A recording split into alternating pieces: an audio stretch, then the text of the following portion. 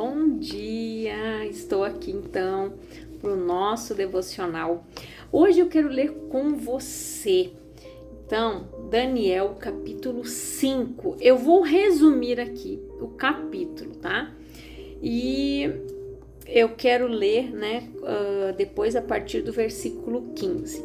Então aqui, o filho de Nabucodonosor, ele havia assumido o trono e ele havia dado um banquete.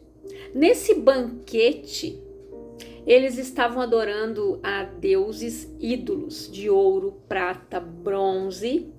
E o pior erro que ele cometeu foi ter mandado trazer as taças de ouro que eram do templo do Senhor para beber, juntamente com seus nobres, concubinas, mulheres. A ira de Deus se acendeu. E aí ele viu uma mão, como um dedo, uma mão, ele enxergou, escrevendo na parede. E ele ficou apavorado, ele queria saber a interpretação do que estava escrito ali, mas ninguém conseguia. Até que ele mandou ouvir todos os adivinhos, todos os sábios, todos os místicos, e ninguém conseguiu. Até que o povo lembrou ele, que na época de Nabucodonosor havia um homem de muito culto, muito inteligente, que tinha esse poder, esta sabedoria de interpretar sonhos, que era Daniel. Então ele mandou chamar Daniel, para que o Daniel viesse e interpretasse aquela escrita na parede. Então aqui eu vou ler para você a partir do versículo 15, diz assim: Pois bem, os sábios, os adivinhos e vários místicos acabaram de ser trazidos às pressas à minha presença para lerem a inscrição que está na parede e me desvendarem seu correto sentido, mas não puderam dar-me interpretação destas palavras. No entanto, ouvi dizer a teu respeito que podes dar interpretações e resolver enigmas. Agora, portanto, se puderes ler esta inscrição e me esclarecer quanto à sua correta interpretação, serás vestido de púrpura, terás um colar de ouro em teu pescoço e serás nomeado ao posto de terceiro em importância no governo do meu reino. Então Daniel: Deus é meu juiz, replicou o rei Belzazar. Bel, proteja o rei. Podes guardar os teus presentes para ti mesmo e dar as tuas recompensas a algum de teus comensais. Todavia, lerei sim para o rei as palavras que foram escritas na parede e lhe desvendarei todo o seu significado. Ó rei, foi a teu pai, o rei Nabucodonosor, teu predecessor, que Deus, o Altíssimo, deu sabedoria, grandeza, glória e majestade. Devido à magnificência que Deus lhe concedeu, pessoas de todas as nações, povos, línguas e culturas tiveram por ele grande respeito e temor.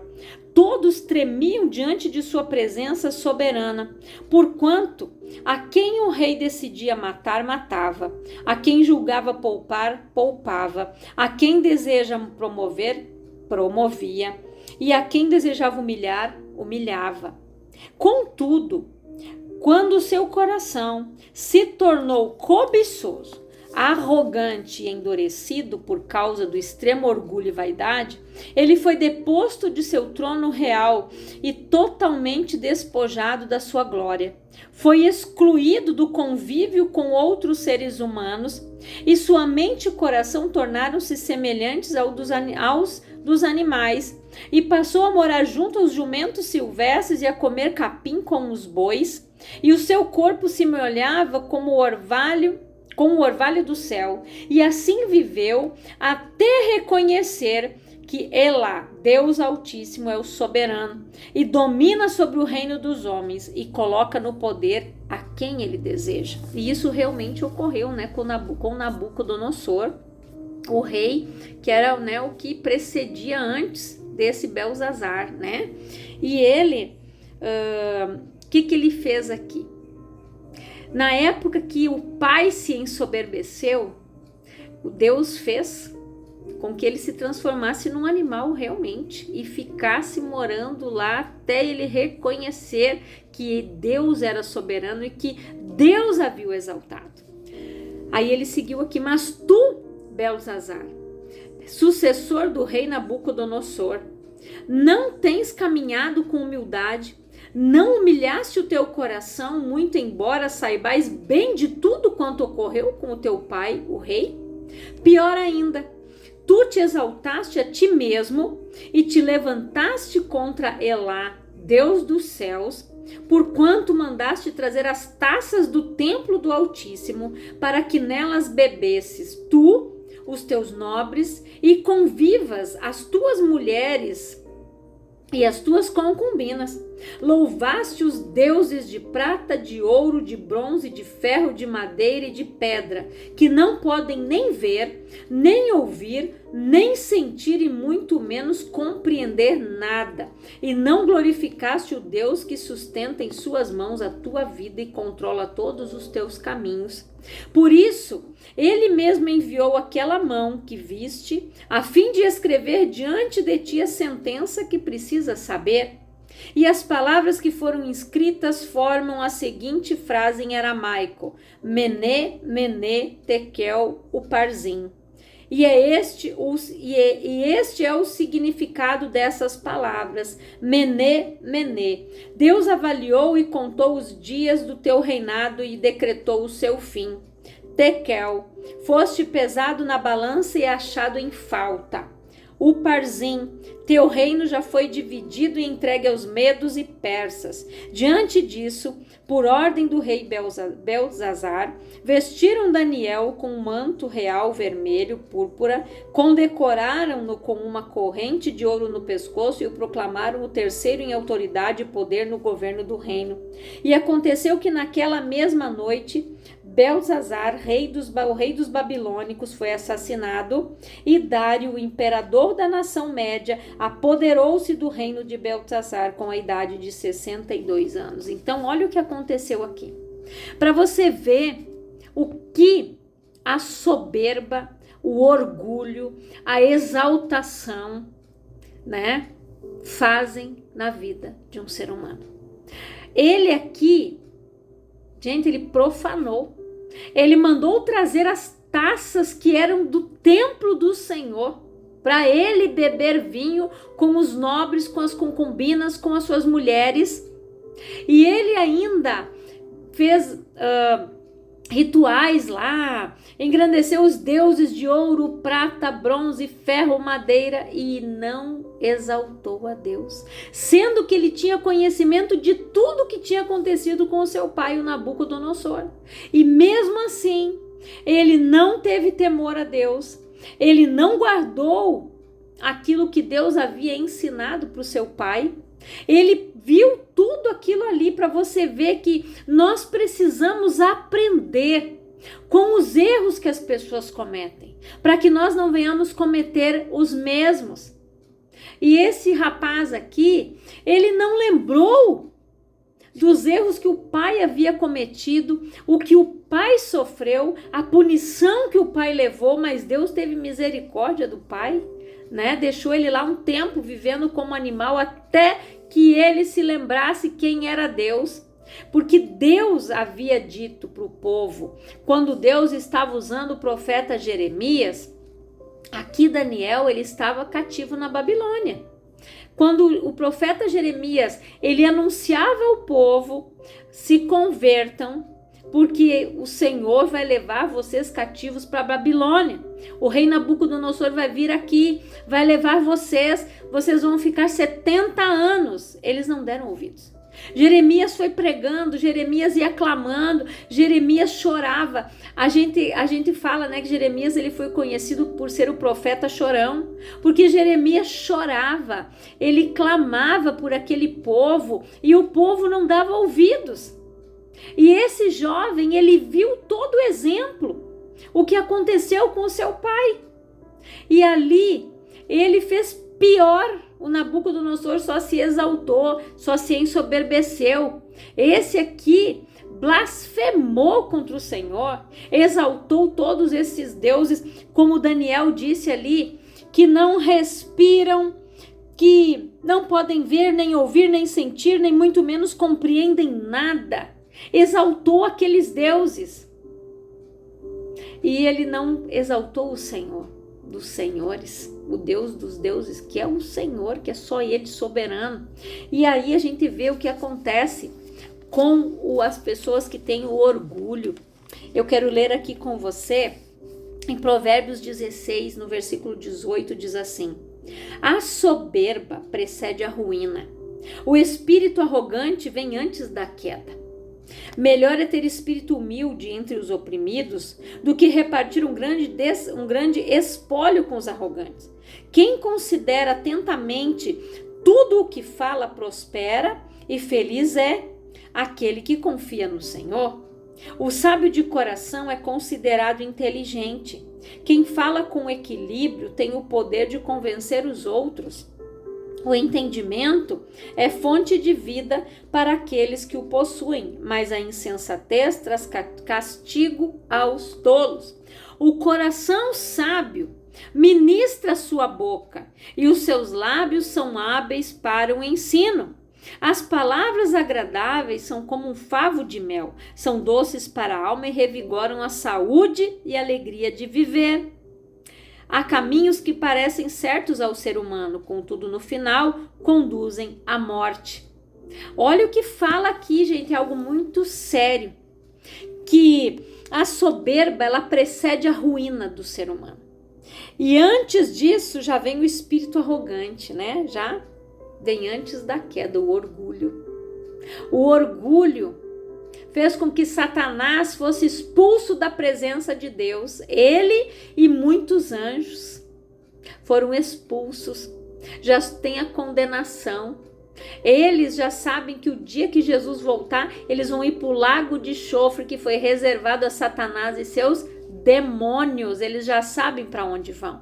Por isso que toda vez que Jesus chegava num lugar e tinha um endemoniado ali, aquele espírito imundo, ele já chegava e dizia assim: Jesus, filho de Davi, o que tu vens fazer aqui antes do tempo, nos atormentar antes do tempo? Porque eles sabem o que espera eles já são condenados. E para nós, Jesus deu a salvação.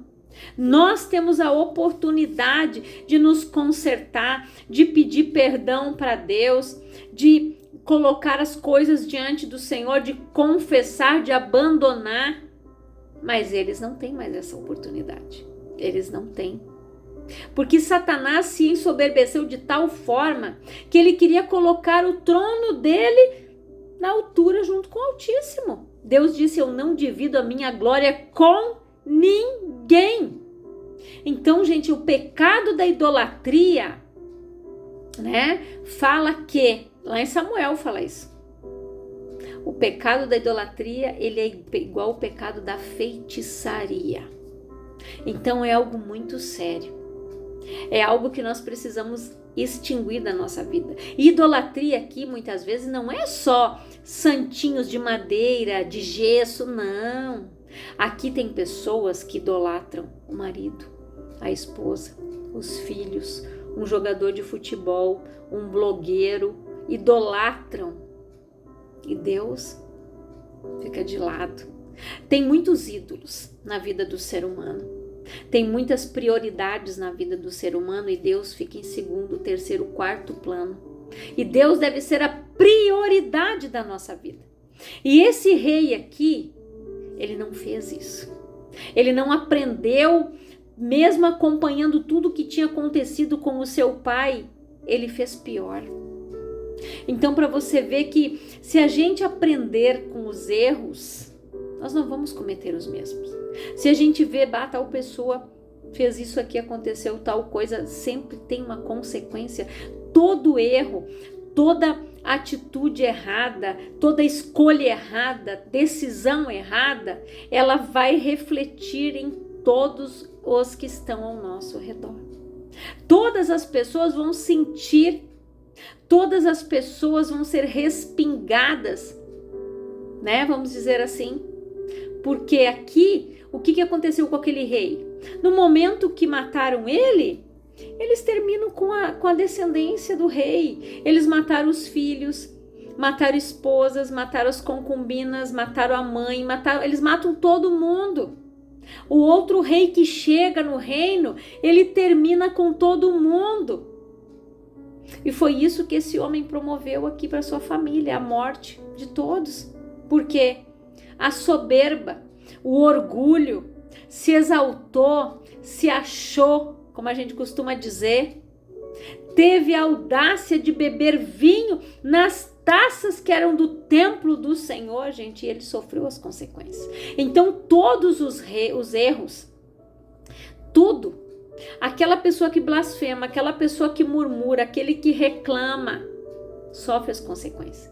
Aquelas pessoas lá no deserto que murmuraram contra Deus, morreram lá, não entraram na terra.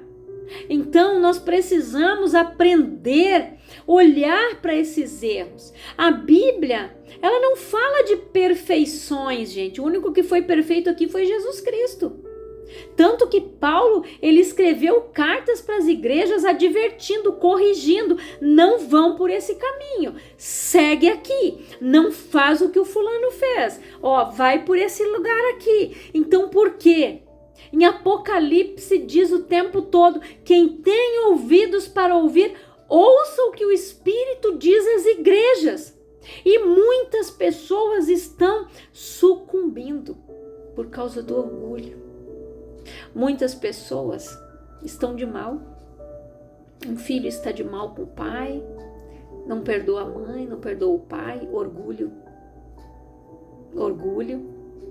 Não, eu não vou liberar o perdão, não. Eles preferem jogar culpa, condenar, estender o dedo, é mais fácil. Mas eles não conseguem olhar num contexto, que as pessoas dão aquilo que elas têm. Elas não conseguem analisar e ver o que aconteceu na vida do meu pai, o que aconteceu na vida da minha mãe, lá nos avós, nos bisavós, por que eles passaram por isso, por que eles são assim. A gente precisa entender que todos nós somos versões melhoradas dos nossos pais. E nós conseguimos ser melhores porque hoje nós conhecemos Jesus, nós conhecemos a palavra. A gente consegue olhar e entender muitas coisas.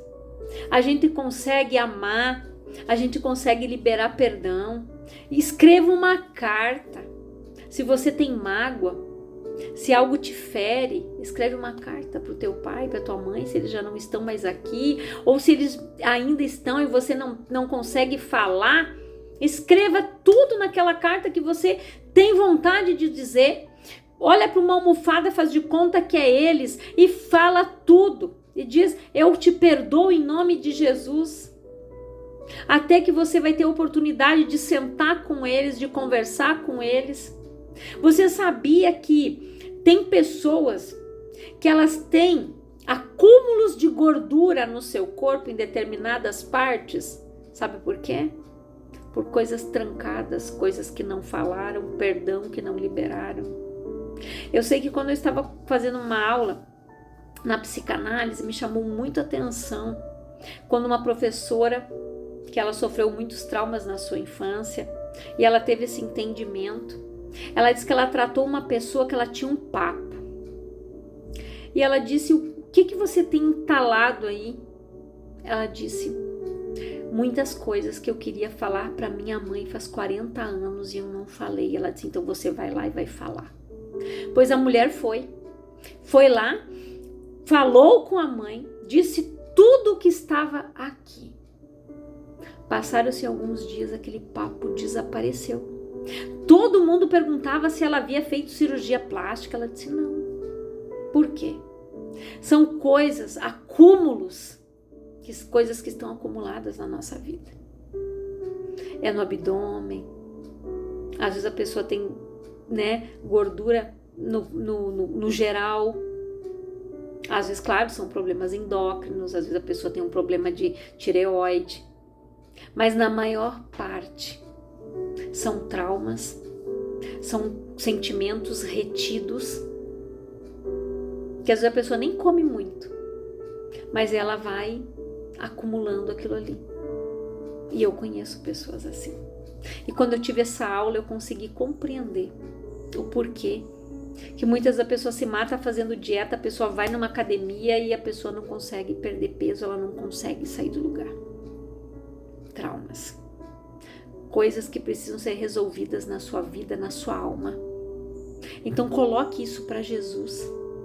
Peça direção, peça sabedoria e diga: Senhor, me limpa. Não quero carregar nada do que não é meu. Por isso que Jesus disse: lançando sobre ele toda a vossa ansiedade, porque ele tem cuidado de vós. Então lança para ele. O fardo dele é leve. Tira a capa do orgulho que você usa muitas vezes para te proteger. Lança essa capa fora. Reconheça que você precisa perdoar. Reconheça que você precisa também ser perdoado. Que você precisa confessar o teu pecado, de repente até para outra pessoa. Você sabia que a palavra diz que nós devemos confessar os nossos pecados uns com os outros? Deus sabe. Eu já confessei, mas às vezes eu preciso confessar o meu pecado, alguma coisa que eu cometi lá atrás, eu preciso confessar para as pessoas. Quando a pessoa dá aquele testemunho da vida dela, ela está confessando o que ela fez publicamente, como ela foi perdoada, como ela foi restaurada, como Deus transformou a vida dela.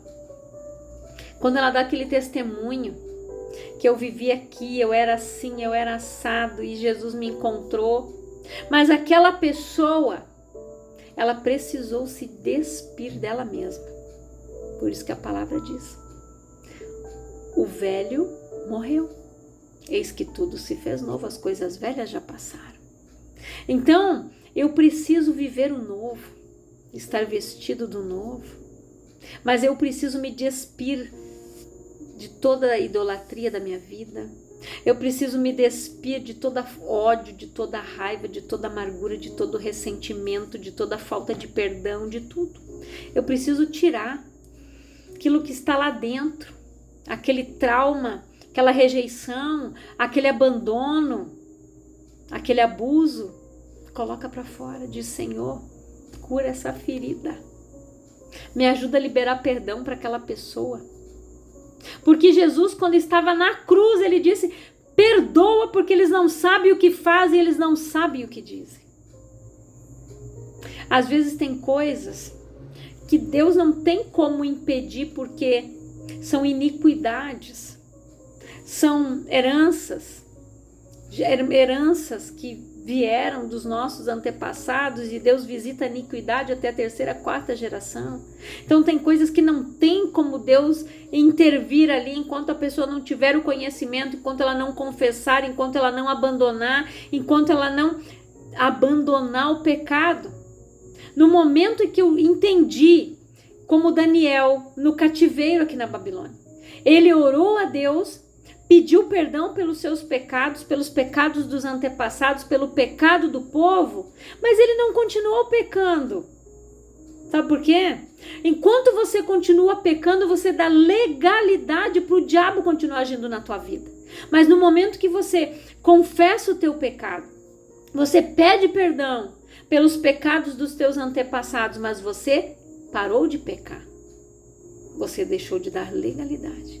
Então Daniel tirou a procuração que o inferno tinha nas mãos, a legalidade da sua família, da vida dele. Por isso que aquele anjo ficou preso 21 dias até ele poder chegar ali no Daniel. O arcanjo Miguel teve que ir lá lutar com ele, com aqueles principados, para liberar ele, para ele poder chegar lá no Daniel. Ele ficou 21 dias preso. Quando ele chegou no Daniel, ele disse: Daniel, varão valoroso, desde o primeiro dia que você colocou o teu coração a buscar o Senhor, ele ouviu a tua oração e te deu a resposta. Mas eu fiquei preso. O anjo vai falando assim, assado. Ele usa ali, ele coloca nome de príncipes, que o príncipe da Pérsia são demônios, principados, potestades que seguraram ele ali. Porque o que eu li em Efésios? A nossa luta não é contra carne e sangue, mas contra hostes principados da maldade em lugares celestiais. Então o anjinho não conseguia descer, ele ficou preso aqui. Por quê? Porque o inferno não quer perder a legalidade e a procuração. O diabo quer continuar agindo na tua vida, na tua família, nos teus descendentes, nos teus filhos, nos teus netos. Ele vai querer continuar agindo. Mas isso depende de mim e de você, de anular e de extinguir esse mal. Então que você faça uma reflexão da tua vida através dessa palavra. Que você reflita nos teus atos, nas tuas atitudes. Será que eu não estou priorizando mais as redes sociais do que o Senhor? Será que eu não estou priorizando mais tal coisa e menos o Senhor e menos a minha família? Será que eu não estou priorizando? Faça uma avaliação da tua vida. Tira os deuses estranhos da tua vida. Tira tudo, a idolatria da tua vida. Extingue da tua vida tudo que tem te afastado do Senhor. Faça uma análise. Eu quero orar por você, Pai, em nome de Jesus. Eu oro por todas estas pessoas que estão ouvindo esta palavra. Que elas sejam abençoadas, que elas tenham uma vida próspera, que elas se analisem, que elas se examinem e que elas confessem os seus pecados, abandonem e não vivam mais neles. Que elas possam tirar as legalidades da mão das trevas, liberando a sua família. Que a cura chegue, que a prosperidade venha, que a bênção, o milagre aconteça na vida desta pessoa, Pai, porque tudo depende da sua oração, da sua entrega, da sua intimidade, da sua busca. Que o Espírito Santo fale mais ao teu coração. Que Deus abençoe o teu dia grandiosamente. Manda essa mensagem para uma pessoa que você sentiu no teu coração. Manda para ela, para que ela seja abençoada e edificada também, em nome de Jesus. Que Deus te abençoe grandiosamente.